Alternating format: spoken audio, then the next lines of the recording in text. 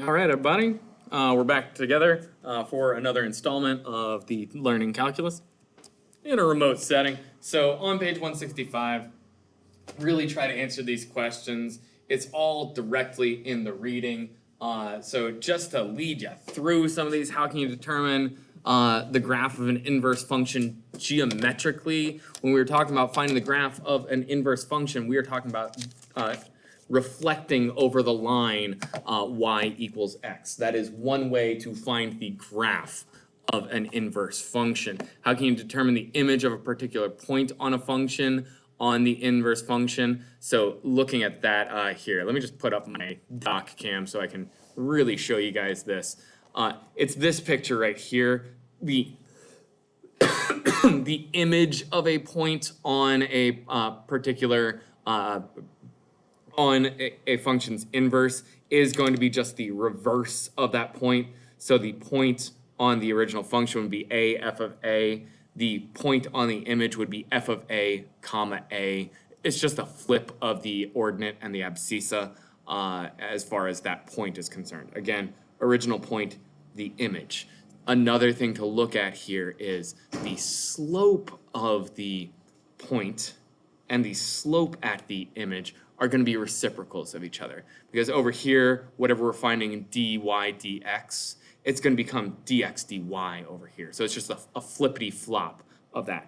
Looking down here, this is what we're talking about. The slopes are reciprocals. df inverse dx at f of a is equal to 1 over df dx at a. All right, so those are some important things that we have to look at. Let's see what else. How are the slopes? Oh, they're reciprocals of each other. Theorem 3, if f is differentiable at every point on the interval I and df dx is never 0 on I, then f has an inverse and f inverse is differentiable at every point on the interval. You should probably have that theorem just in your notes because it's going to be helpful. Now let's go on to where I would like to start you guys off. Helps if there we go. Now I can get there. All right. So we're using what we did, or what I just explained to you there, to try to figure out eventually what is the derivative of the inverse of f at 2. So we're taking f right here, and we're trying to find out what is the derivative at 2. So just to be clear, I showed you that 1, 2 is a point on this function. So 2, 1 is going to be a point on the f inverse function, just using that relationship from what would have been the do now if this was entirely in-person learning. Number 1, again, I'm looking on page 166 on exploration 1. Number 1 asks, is the function 1 to 1? And in order to figure out if a function is 1 to 1, all we have to do is see if it passes the horizontal line test.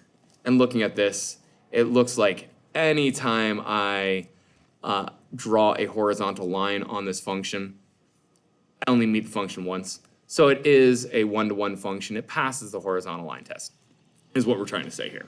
All right. Number 2, find f prime of x. How could this derivative help you conclude that f has, has an inverse? So in order to find the derivative of f prime, let's get rid of the calculator here. So if I have f of x is equal to x to the 5th plus 2x minus 1, I think you all can agree with me that the power rule is possibly the easiest rule that we have out there. We've got 5x to the 4th plus 2. Boom. We've got f prime of x. I believe how could this derivative help you conclude that f has an inverse? Well, if I look at theorem 3, if f is differentiable at every point of an interval I and df dx is never 0 on I, then f has an inverse and f inverse is differentiable. Well, looking at this, I can see that f inverse exists at every point. It's a polynomial. That is a continuous function. As long as it's not 0, then f inverse is going to be differentiable as well. And looking at this, since I've got an even exponent right here, no matter what I plug into this function, the smallest that I have for x to the 4th is going to be 0. I can never get negatives in there. So I'm going to have 5 times 0 plus 2. The lowest this number can go is positive 2. It can never go lower than 2. So therefore, the function's always, the derivative is always going to be positive. And by theorem 3, the inverse is differentiable, right? Okay, cool. So let's see, reflect the graph of f across the line y equals x. We're not going to do 3 or 4 or 5 really here. What we're really going to do, I'm going to show you how to use this to figure out, what this is. Because this derivative right here is just going to be the reciprocal of this value at the image of this point. Remember, a couple of minutes ago, I said that if you have 1, 2 on the function has the point 1, 2. Its image on the inverse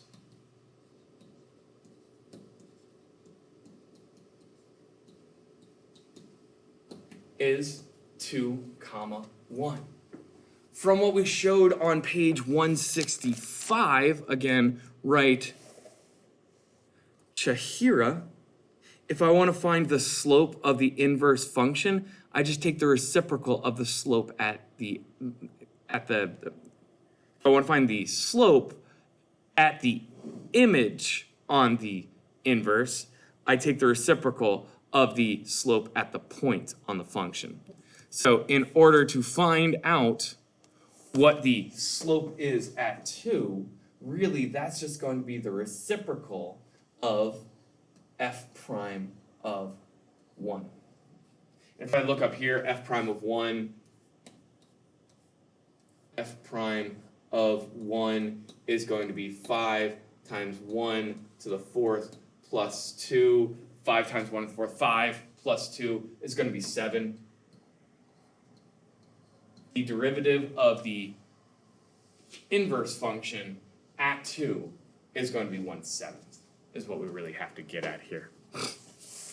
What I'm trying to get at here is a strategy for us to find the derivative of inverse functions. All right? So let me show you where that's going to be applicable. So in case you can't figure out what today is about, it's about derivatives of inverse trigonometric functions. So the first inverse trigonometric function that we want to find the derivative of is d dx of arc sine of x. Sorry. In order to find d dx of arc sine of x, well, what we look at is y equals arc sine of x is the same thing as if I wrote sine of y is equal to x. That's just the definition of the inverse function. We can switch the domain and range around. Y equals arc sine means sine of y equals x. Now from last section, I can actually go in and I can implicitly derive both sides of this function. So I take the derivative of sine of y. It's going to be equal to the derivative of x. Now keep in mind, each of these we're finding the derivative with respect to x. So over here, derivative of sine is actually cosine, but the input is not x. So we have to multiply by the chain, and the chain is just the derivative of y with respect to x. Over here, hard part, sarcasm, d dx of x is just 1. So now what we have is dy dx is equal to 1 over cosine of y. The problem that I have with this, and it's a huge problem, that problem is this function is now in terms of y. The derivative is in terms of y. That is not a good thing to do, so let me show you how I can fix that. I just use this little identity that I happen to know that sine squared of y, sine squared of y plus cosine squared of y is equal to 1. I can take this guy right up here and solve it for cosine of y to figure out what to plug in there, right? So subtracting sine of y from both sides, I get cosine squared of y is equal to 1 minus sine squared of y. Taking the square root, I've got cosine of y, and I know you might be saying plus or minus. We're only going to deal with the principal root here, so it's just positive 1 minus sine squared of y. And I can plug that back in for cosine of y, all right? And I know there's a huge problem that I still have with this, so I have 1 over the square root of 1 minus sine squared of y. That still is in terms of y. If only I knew what sine of y equaled, I could actually make this into a function in terms of x. And I happen to know that. I happen to know that sine of y is equal to x. So all I'm going to do for my rule, I'm going to have the derivative of arc sine of x is going to be equal to 1 over the square root of 1 minus x squared. Do you have to remember exactly how to do this? No, you do not have to remember exactly how to do this every single time. You just have to remember this rule. But having gone through this process, this allows me to see, since I had to use the Pythagorean identity, the derivative of arc sine of x is in kind of a Pythagorean form. So that helps that firm up in my mind. Now, one of the gifts that I have for you today, the derivative of arc sine of x is equal to 1 over the square root of 1 minus x squared. This is something that should go on that sheet of rules that you have running for the entire chapter. It is now something you have to have memorized, all right? Just to show you I'm not crazy, here's me doing it some other time where I used a lot of highlighting and all that stuff. Now that we have a rule, we can find derivatives using that rule, making life easy again. So at this point, it is just pluggity-chuggity, right? So we want to find the derivative of arc sine of x cubed minus 2x. Now the huge caution that we should be acknowledging here is we have an input that is not just x, so we have to remember the chain rule. So if I'm looking at this, I happen to know that the derivative of arc sine, again, is 1 over the square root of 1 minus the stuff squared. And I look at what my stuff is. My stuff here is x cubed minus 2x. X cubed minus 2x. Since my stuff was not just an x, had some extra things on top of the x, I need to multiply by the derivative of the stuff. And finding the derivative of the stuff, that's not hard. It means 3x squared minus 2. So the answer here would be 3x squared minus 2 over the square root of 1 minus quantity x cubed minus 2x squared. Now I know there's stuff we could do here to make it look prettier or whatever, but I don't feel like doing that. That's my final answer. I'm going to go with that. And if I want to check to make sure that I'm right, again, we happen to know I can use my calculator to see if I am indeed right. Let's just pull this up here. I can go into, let me pull up my calculator so I can look on here. I can go to my y equals menu, and in my y equals menu, I can type in what I think the answer is. Fraction 3x squared minus 2 over square root of 1 minus x cubed minus 2x squared. And in y2, I'm just going to type in the original problem. So n derive ddx of arc sine of x cubed minus 2x evaluated at x. Ooh, looks angry. Hey, cool.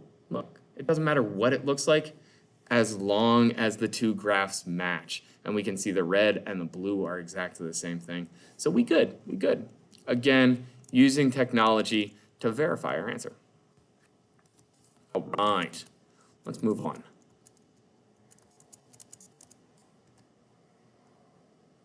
There we go. See if you can use the same strategy as before to find the formula for the derivative of arc tangent.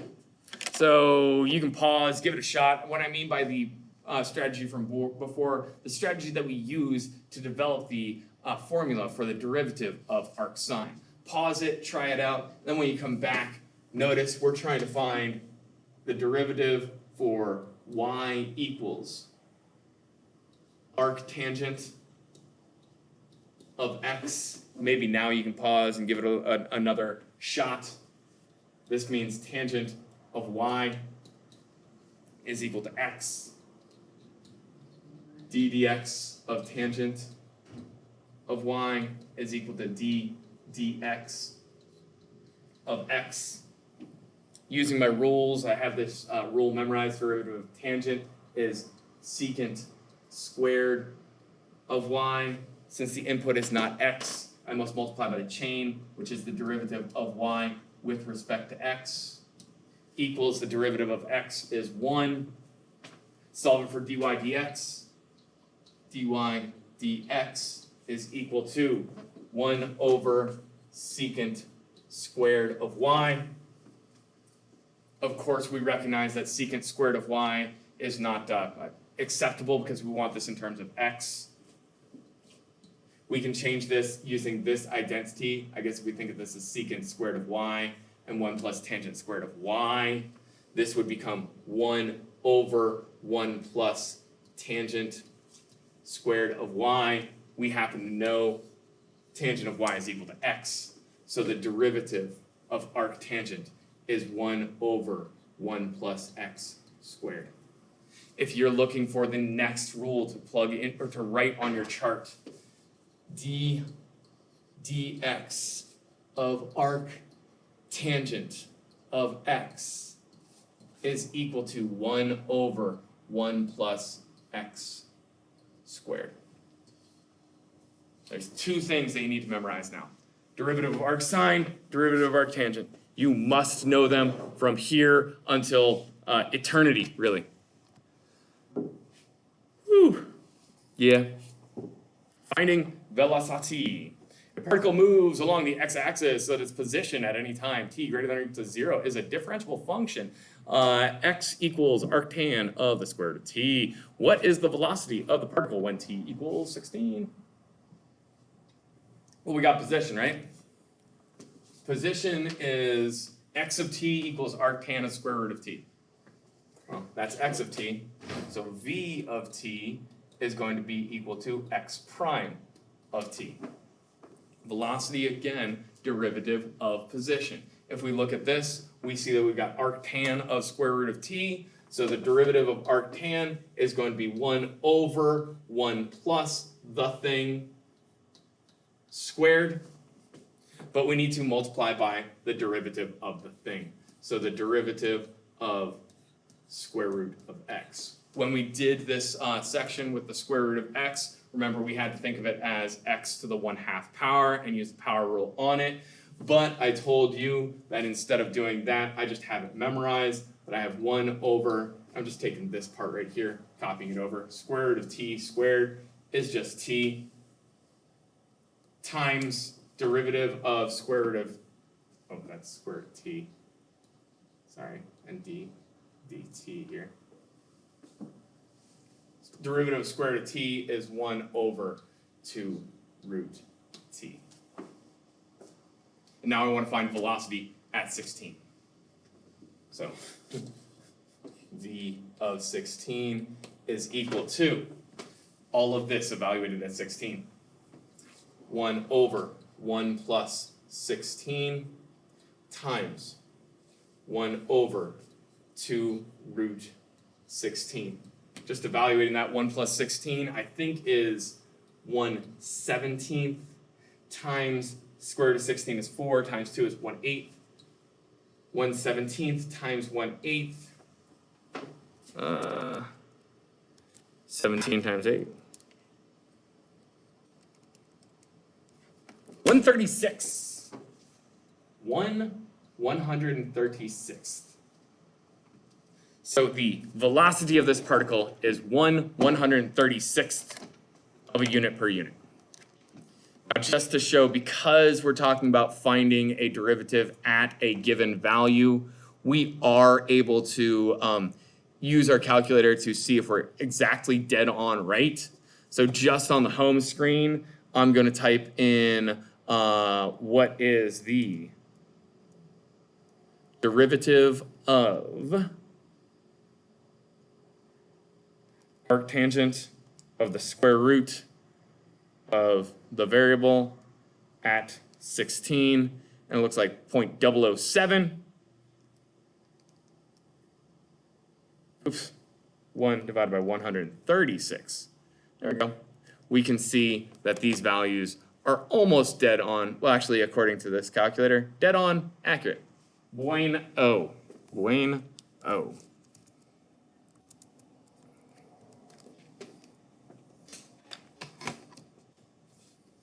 Position versus velocity. Yeah, we can use the same strategy to find arc secant, or forget it, I'll just give it to you. So the derivative of arc secant is going to be 1 over the magnitude of u times the square root of u squared minus 1 times the derivative of u. These are 3 things that you now need to memorize. Get them in your head. 100%, they have to be in your head now. It helps if we have these cofunction identities. Arc cosine is equal to pi over 2 minus arc sine of x. You might want to write down those inverse cofunction identities, because what it allows us to do, it allows us, just for one example, the derivative of arc cosine of x, just putting this in this context right over here, is going to be the same thing as the derivative of pi over 2 minus arc sine of x. Well, the derivative of arc sine of x, well, the derivative of pi over 2, since pi divided by 2 is just a constant, this derivative ends up being 0. And the derivative of arc cosine is just going to be the derivative of the opposite of arc sine. And since -1 here is just a constant multiple, what I'm trying to prove to you right now is the derivative of arc cosine is the opposite of the derivative of arc sine. And this works for all 3 of these functions. Arc cosine relates to arc sine. Arc cotangent relates to arc tangent. Arc cosecant relates to arc secant. So if you can memorize the 3 non-co-functions, let me get rid of all of this writing up here. You can memorize all 6 of these really easily. The derivative of sine, its opposite is the derivative of arc cosine. The derivative of arc tangent, its opposite is the derivative of arc cotangent. The derivative of arc secant, its derivative is the opposite of the derivative of arc cosecant. So really, just this with a negative over here. Makes it so much easier to memorize and cuts down at least the gifts that I've given you today by a factor of 2.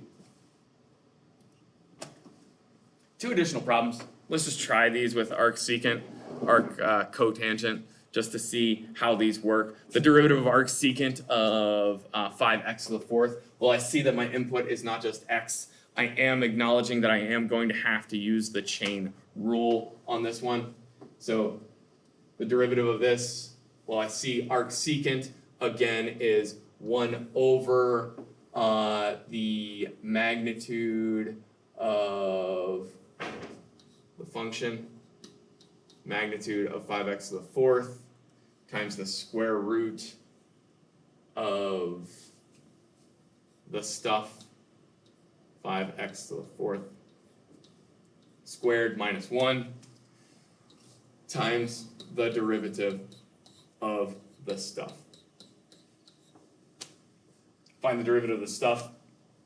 Derivative of 5x to the fourth, 20x cubed should make sense to you guys. We got 20x cubed over, and looking here, again, that's not 15, that's absolute value of 5x to the fourth. The absolute value in this case is useless, because when I take the absolute value of 5, it remains as 5.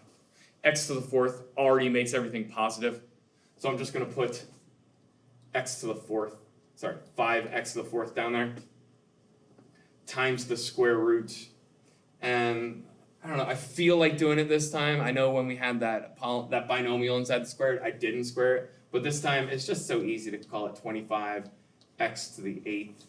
It just looks so much prettier. And now I can start canceling stuff off. 20 divided by 5 gives me a 4. So I should have 4 up top. Down below, the 5 was already canceled off. X to the fourth and x cubed leaves me an x down below. Square root of 25x to the 8th minus 1. And hey, there. That's probably the prettiest you can get it. But I wanted to determine the slope for the line tangent to y equals arc cotangent at x equals -1. Well, what I need to do, my slope is going to be equal to dy dx evaluated at x equals -1. I happen to know that this is the derivative of arc cotangent. Since it's a co, it's going to be negative 1 over 1 plus, is it just x in there? Ah, cool. Yeah, sweet. Yeah. X squared. No chain involved here. At x equals -1. Plugging your -1, we get a slope of -1 over 1 plus -1 squared. -1 squared gives me 1. 1 plus 1 is 2. So -1/2 in this case. So not overly difficult. Only a couple of new rules today. Let's see. The thing that kind of sucks about these specific problems, one, I really screwed this problem up. I read that 5 as a 15 instead of absolute value of 5, so this answer is just wrong. The answer on the previous page is right. You don't exactly have an arc secant, arc cotangent, or arc cosecant button on your calculator, so you can't really check using your calculator. Here's the calculator identities. If you have a TI Inspire, you don't need to worry about this because you already know that you have arc secant, arc cotangent, and arc cosecant in your calculator. Yeah, there's the practice assignment, and we're done.